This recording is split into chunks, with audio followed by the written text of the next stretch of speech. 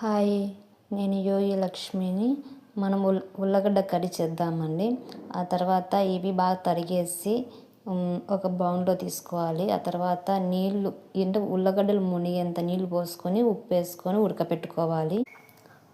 పల్లీలు తీసుకోవాలి. ఆ తర్వాత పచ్చిమిర్చి ఒక 8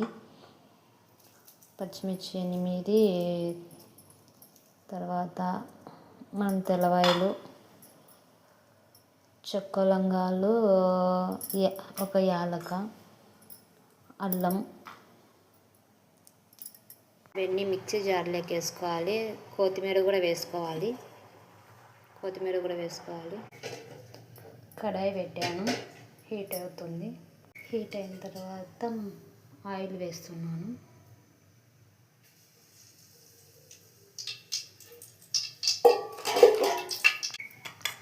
ఆయిల్ వేడైనాక మనం ఉల్లిపాయలు వేస్తున్నాము.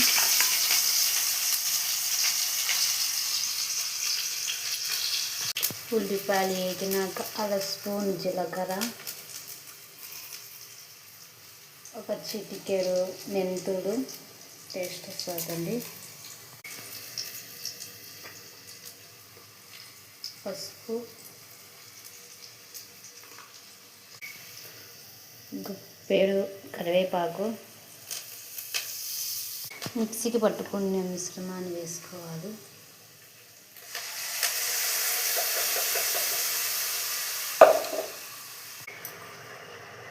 ఉప్పు సరిపడంత వేయాలిగా.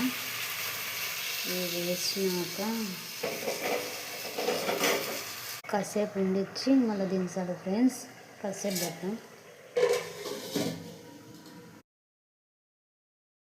ఫ్రెండ్స్. కర్రీ రెడీ అయినది. చూడండి ఫ్రెండ్స్, మా ఆయన తింటున్నారు నేను చేసిన కర్రీ.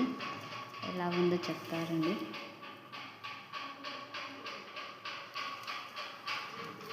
బాగుందంట ఫ్రెండ్స్, మీరు ట్రై చేయండి ఫ్రెండ్స్.